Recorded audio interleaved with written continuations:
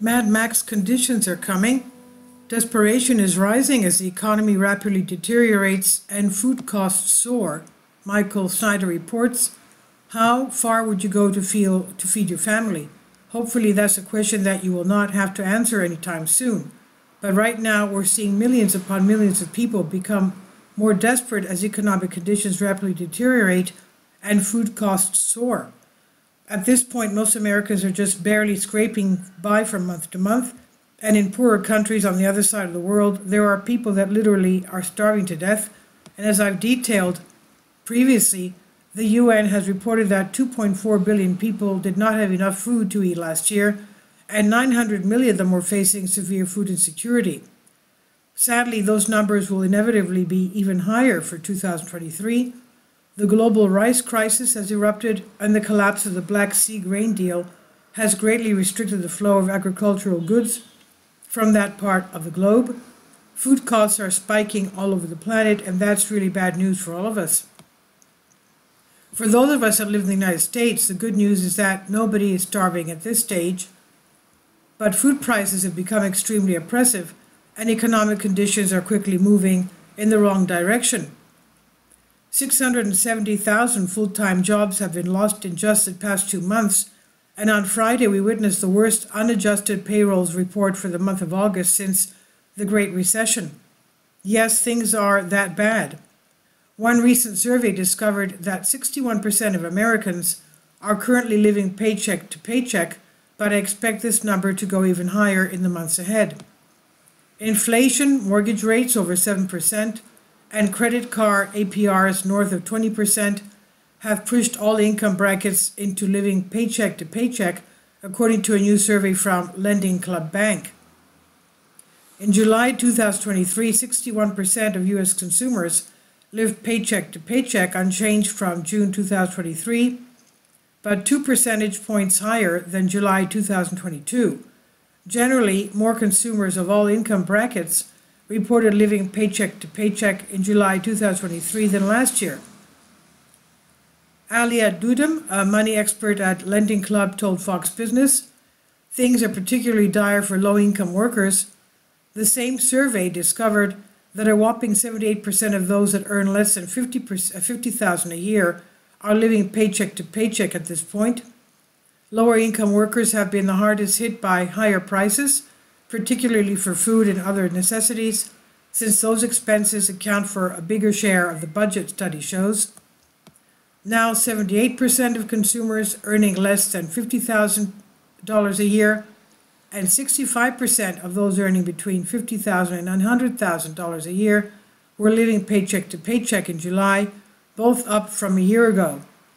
Lending Club found, and of those earning $100,000 or more, only 44% reported living paycheck to paycheck.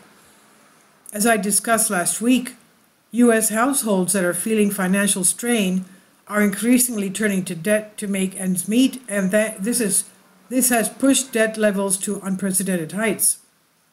Total household debt climbed to a new height in the second quarter of 2023, reaching $17.06 trillion, with credit card debt exceeding $1 trillion, according to the Federal Reserve Bank of New York.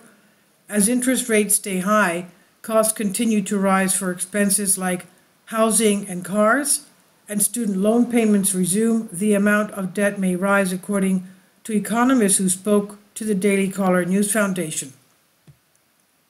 The amount of debt outstanding, and in particular the surpassing of the $1 trillion mark, is significant and worrisome.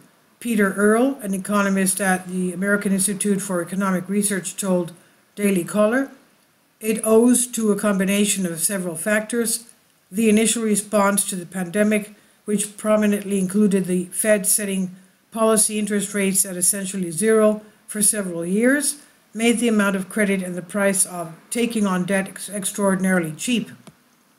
As economic conditions get worse, people are becoming more desperate. This is helping to fuel a crime wave all over the nation, and retailers are being forced to implement extreme measures. According to the Washington Post, a giant food store in Washington, D.C. is actually going to be taking all Tide, Colgate, and Advil products off the shelves completely because theft has become such a problem. In the coming weeks, a giant food market in DC will clear its beauty and health aisles of all national labels. No more Tide, Colgate, or Advil, only store brands. Shoppers will also have to present their receipts to an employee before exiting the store. It's the regional supermarket chain's most overt gambit against the rampant theft that's plaguing retailers of all sizes.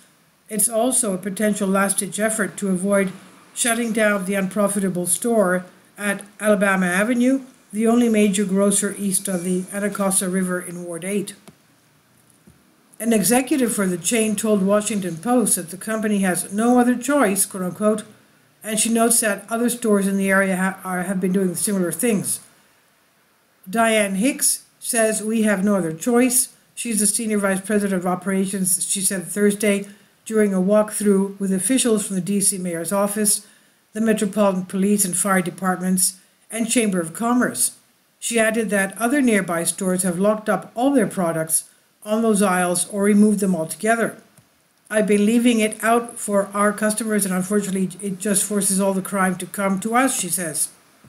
This is where our entire society is heading. It's just a matter of time before we see armed guards stationed in grocery stores and on food trucks all over America. Desperate people do desperate things, and right now we are seeing things happen that are absolutely nuts. Just a few days ago, an extremely shocking incident happened in broad daylight at Home Depot in California. Thieves caught on camera casually walking out with $9,000 worth of goods from separate California stores as lawlessness in the state governed by Gavin Newsom continues. And a group of mass thieves stormed into Home Depot store and stole $5,000 worth of power tools in full view of shocked staff and customers. The 7 men loaded 2 shopping carts with expensive goods and carried out as much as possible in their arms before just walking out. These sorts of robberies have become so common that I can't possibly cover all of them. We are really starting to become a Mad Max society. Of course, the truth is that the entire world is moving in that direction. Global supplies of food are getting tighter and tighter, and the recent spike in rice prices has created a tremendous amount of concern. Countries worldwide are scrambling to secure rice after a partial ban on exports by India cut global supplies by roughly a fifth. Global food security is already under threat since Russia halted an agreement allowing Ukraine to export wheat, and the El Nino weather phenomenon hampers rice production. Now rice prices are soaring and is putting the most vulnerable people in some of the poorest nations at risk. Vietnam's rice export prices, for instance, have reached a 15-year high, and even before India's restrictions, countries already were frantically buying rice in anticipation of scarcity later when the El Nino hit, creating a supply crunch and spiking prices. Civil unrest has already started to erupt in various parts of Africa, but if current trends continue, things will get a whole lot worse around the globe in 2024. Are you prepared for what is ahead? Right now, a lot of people are apparently asking that question. In fact, according to Zero Hedge, a number of Americans search for the term live off grid on the internet has hit the highest level in years. What's piqued our interest is a sudden panic by some Americans searching live off grid on the internet, hitting the highest level in 5 years.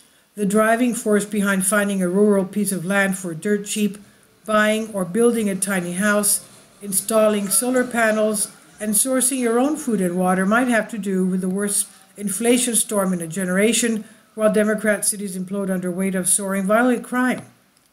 I've been relentlessly warning my readers that Mad Max conditions are coming for years. Anyone that took an honest look at the long-term trend should have been able to see that.